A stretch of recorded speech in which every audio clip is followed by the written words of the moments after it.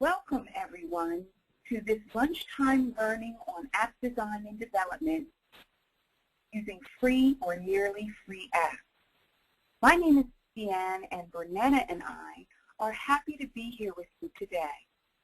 I am a graduate of the ITM program at LaSalle University, and I've been working in the instructional design field for almost 10 years. Today we are going to discuss app basics. What are some of the definitions, basic definitions of apps? I'm going to talk a bit about niche apps, an app category that you may not have thought about, some technical resources to support your app development, and a practical application where we will share an example of an app development project. We have a very large audience today with many levels of experience. No matter what level you are, we hope that you will learn something new during this lunchtime session. So let's take a minute for a poll response. Please raise your hand if you have created an app. Okay, please lower your hand.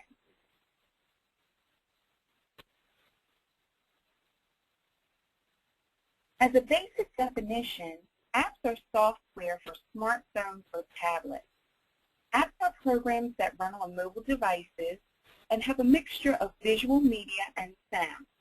When apps are created, they are distributed through a service that will distribute the app globally. This way, you don't need to have a physical warehouse to store your product. There are so many apps today created for various purposes, whether shopping, games, you name it. So why don't you? If you used an app, type in the chat the type of app you use. So there are apps for shopping, as we mentioned. Yes. So now, there are so many apps available on the market, and more will be created and uploaded during this event. Since this is an instructional technology learning event, we wanted to focus on a niche market, which is performance support apps for instructional designers. Let's explore this niche market as we will provide ideas for how apps can be used for adult learning. Based on content we've curated from various design blogs and other resources, we would like to share with you some of the instructional design performance apps to get you thinking about some opportunities for appreneurs in the field of instructional technology. As the Learnovators blog points out, mobile apps are among the best forms of performance support tools available today. And just like any professional for whom information is key, learning designers can greatly benefit from mobile app solutions. Now, when I talk about the term appreneur, what I'm describing is a new class of entrepreneurs, those who combine the skills of an entrepreneur with technology and creativity. Hani Melamed, the instructional design guru, was one of the first in the instructional design industry to design and develop an app for learning designers. Her instructional design site provides tools and tips for those designing learning experiences for adult learners. Hani's e-learning guru app provides basic instructional content for learning designers. As the image displays here, the menus contain information on adult learning theory. There's a glossary of terms, there's legal information, blogs, and other ID-related categories. This app is available at Google Play for less than $3. The eLearning Top Tips app helps learning designers keep updated with best practices in the field. This app provides information on topics such as scoping tips, design tips, and includes a link to their newsletter. The Kunio eLearning Top Tips app is available for free download on the App Store. ID Drops. ID Drops is great for those who are visual learners. This app, created by Sprout Labs, is designed using a mobile card deck that is designed to inspire creative instructional design. The card deck displays visual reminders that help you with design. This app is available for free download on Google Play. The ID Wizard, the Instructional Design Wizard, is another app with curated content that is specific to the ID user. This menu contains 50 topics and was designed for users that are interested in just-in-time learning. This helpful resource is available for free download on Google Play. Float Mobile Learning is a mobile learning strategy and development firm based in Thornton, Illinois. The app, the Float Mobile Learning Primer, is designed specifically for learning designers that are interested in designing mobile learning interventions. It contains a glossary of terms like word Bluetooth that you see listed in this image. The Float Mobile Learning Primer app is available for free download on the App Store and Google Play. One of the tips that Bobby gave us when we first started out was to keep a copy of Bloom's taxonomy with us wherever we go. Someone must have heeded her advice and created these wonderful apps on Bloom's taxonomy, task analysis, and Kirkpatrick's evaluation model. These wonderful reference apps are very helpful when using the ADDIE model. All of these apps are created by Orion Beadling and are available for free download on Google Play. We would also like to mention Design Jot, which is created by Allen Interaction. Design Jot is designed exclusively for the iPad and is a proprietary technique used for needs analysis that assists in developing a high-level course design. Design Jot content is geared toward developing corporate training. This app is for iPads only and is available on the App Store for $4.99. While we're on the topic of customized apps, I would like to briefly mention here a related topic, which is learning design, learning to design your own apps from scratch. You will see 3 resources here. First, the iOS developer site is available for those who are interested in creating apps for the iPhone or the iPad. This site contains all types of training to get you started. It has a community of practice for support, technical evangelists that will assist you, and contains an iPad simulator so you can test as you code. This resource is available for a $99 annual fee. Second, for those who want to develop for Android devices, we have the Android developer site. Like the iOS site, there are various resources available, including training. The resources we explored on the site are free. And finally, we have a different kind of app that is available for Microsoft Access users that are on Office 365. The Microsoft Access 2013 app allows you to create an app that interacts with SharePoint. Let's say you are an entrepreneur and you're using cloud technology for your business. Access 2013 has a new feature that allows you to create an app so you can track information or pull reports based on the design you create. As is standard with Access, you can use a template or you can create your own app design. In order to use the app, you must have access to SharePoint. There are also developer books available for these sites if you learn best using the developer types of resources. For Android development, we have listed as a resource Hello Android by Ed Burnett. And for iOS users, we have iPhone and iPad apps for Absolute Beginners, the 3rd and 4th edition. The 4th edition covers iOS 7. At the end of this presentation, we will provide a link for you to receive our complete resource set. We've discussed many different performance support apps available for learning designers and a few support tools for developing customized apps. Now, Bernetta will share an experience of creating an app for adult learners.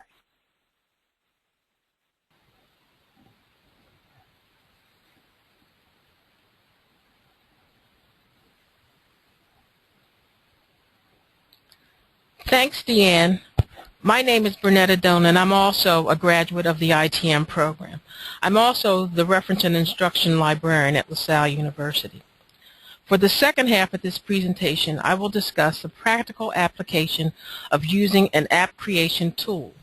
Before we start, I would like to read this quote. Design is a funny word. Some people think design means how it looks. But of course, if you dig deeper, it's really how it works. Steve Jobs. Let's create a mobile app. Who's the audience? It's distance or off-campus students enrolled in a mid-sized university that offers a variety of graduate and undergraduate programs that are 100% online. These fully online programs provide blended learning options for students interested in combining academic quality, flexibility, and convenience. The students are adult learners approximately 17 to 65 years of age. Why a mobile app? As the university increases its mobile presence, it's essential for students to be able to connect to the many resources available to them. Mobile access is one of the ways that the university is expanding in providing various ways of sharing information and resources on a handheld device. The library is no exception. We wanted to find a tool to extend library instruction to students who may never come to our campus and need assistance in conducting college-level, scholarly, academic research and using the library as the primary source to do this. For distance or off-campus students, a mobile app is a simple and easy way to make the library more accessible using a handheld device. Many of the databases currently subscribed by the library recognize mobile devices and automatically serve up a mobile-friendly version. Since most students own smartphones, a mobile app format for distance or off-campus students seemed like a natural and fun way to share information. The type of mobile solution selected depends on the resources and the needs of your users. We looked at various tools in this process. Things considered in the selection process were the mobile platform. Does the app support Android and iOS phones and tablets? Is it simple to use? Is the look and feel professional? Maintenance. How often can you update? What's the turnaround time? Can you publish immediately? Can we use the content that we already have from the library website and other instructional sources, or do we have to create our materials from scratch? What's the file size? How much information can be stored? Is there a limit when using the free version versus a paid version? Is there tech support available? And most of all, what's the cost in time and money? The tool selected for this project is Yap. Unlike some of the other app-making solutions, it's really easy to use and requires little to no technology know-how. It has a drop-drag ease, and more importantly, it's free. I didn't have the skill set or the budget to create an app from scratch. Out of all of the tools that I reviewed, this one was the best suited for what I wanted to do. Yap simply makes apps. Another attribute of Yap and a big selling point is its functionality. The look is basic yet polished and professional. Yap is generally used as an event tool for conferences, weddings, showers, fundraisers, meetings, etc. But I felt that it could be adapted for library instruction using the built-in features provided in the templates. YAP provides preloaded pages. The preloaded pages are labeled Invitations, Schedule, News Feed. This is where you can add a Twitter feed, and a gallery for photos. You can also add extra pages for content as well as pages for people and simple text. To use YAP, open the YAP website in a computer browser. The YAP address is on this slide. Select an app design. This is the look and feel of the app. There are 36 themes to choose from. Then start to enter whatever information you want to appear in the app, like your text, photos, videos, etc. Press Publish to generate a link or code, then send or share with others to download. As the administrator, you can also make changes and updates as often as you need. Each time you make a change, press Publish to send updates to the other users immediately. In YAP, you do have the option to customize your URL link. The cost is $5. I used the word Conley, as in Conley Library, in the link and paid the $5 fee, which is good for 2 years. Non-customized links are randomly selected and free. Another important feature, YAP does not limit file size, so I felt free to include a variety of resources to help students who are away from the campus. Using the YAP tool allowed for the expansion of library-related resources. The university's app, to your left, is a wonderful resource. It provides very basic information about the library. See the circled image, as well as other resources related to the campus. As a teaching librarian, I felt that this just wasn't enough guidance in assisting students to use the library resources, especially if these students never come to the main campus and face-to-face encounters are not an option. At the university's app, when you click the library image, this is what you see.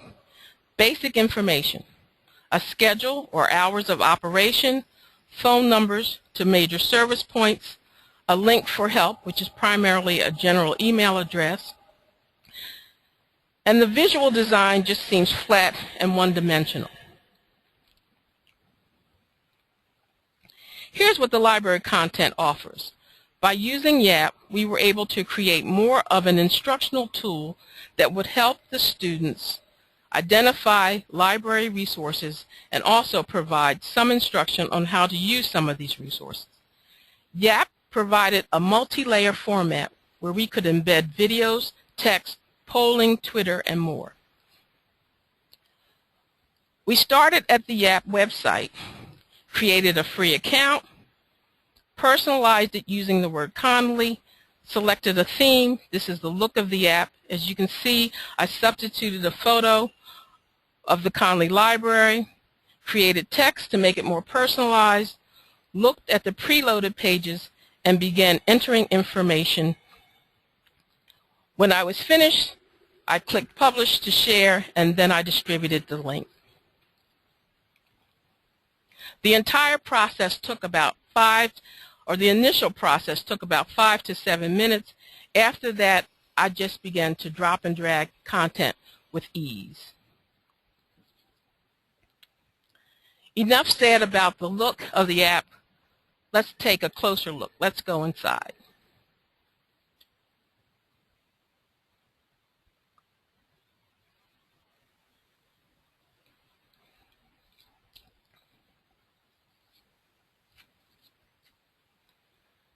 Please note that the view of the app is the desktop computer view. We will take a preview. As you can see, if I click the preview, it will download the customized welcome.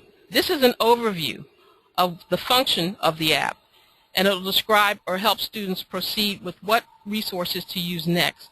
For example, in the welcome, it will instruct students to view the Conley Library Connections, which is an overview video of the library. It also provides a link to the catalog in the event that students just want to find a book. There's also the LibGuides, which are mini websites related to library use. This is a subject-specific resource and it's related to all things of distance education.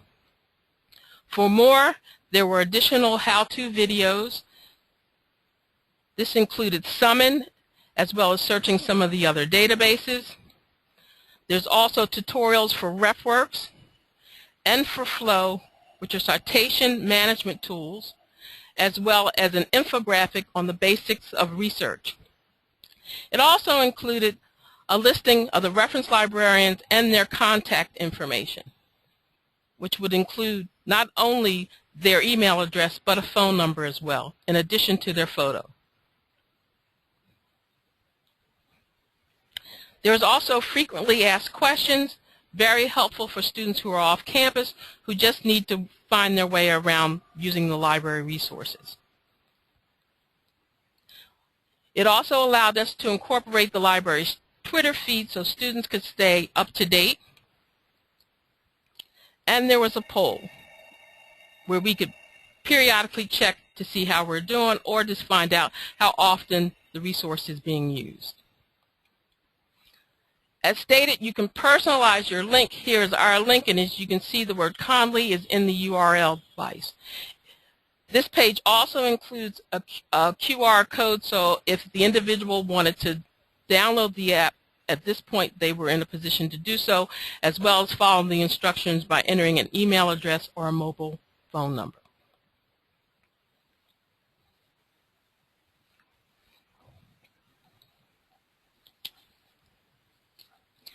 As you can see, the focus of the Conley Library app for students off campus is all about learning. For me, a best practice in creating this app was the use of the ADDIE model. This was a way to focus on what I wanted to do and needed to do. ADDIE represents a set of guiding principles. It's a form of check and balances as you work through the process of creating the learning tool. It's a universal process because it can be applied to all disciplines. It helps you make sure that you identify and address any concerns in the creation process. We can briefly take a look at the model and how it applied to creating this app. The analysis. Who's the audience? Who are you trying to target and why? What's the cost in terms of time and money? The design, which is the planning process. Here you can write your learning objectives. You can determine how security and privacy issues will impact what you do. The development aspect. Here you're going to create your content. Check your existing materials or resources to determine if you will be able to use them. Or will you have to start from scratch in developing new materials? This is when you begin putting it all together and building a prototype. Implementation. This is the execution or marketing your app. Sharing the resource and preparing the users. Identify what delivery method to use. In my case, this included embedding the app link or QR codes in the university's LMS and portal pages. We also embedded this information in course outlines and the LibGuides, which are subject-specific library mini websites. Evaluation. See how you're doing. The app includes a built-in page for polling. It provides a basic assessment of how the tool is being used. The administrator of the app can also log in and view the total number of downloads. Apps are available to a global audience and should be user-friendly for all audiences. Clear instructions on how to use and download the app, etc. are key. For more information, please feel to contact us at bdwiaitech@gmail.com. As a takeaway, we have provided an infographic of the ADDIE model and mobile app creation process. The The link will be sent to all participants. You can view it as a one-page document as seen on this slide, or in the presentation mode by clicking the red button on the top right corner of the infographic page. Because so much information was presented today, Deanne and I felt that the best way to respond to your questions is to tailor the information to your specific needs. Therefore, we ask that you fill out the survey. The survey address is on the slide. As a result of completing this survey, we'll send specific resources to you.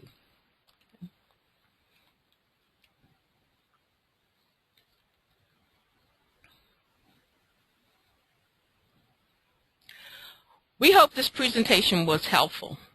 We look forward to your responses, and we thank you again, and goodbye.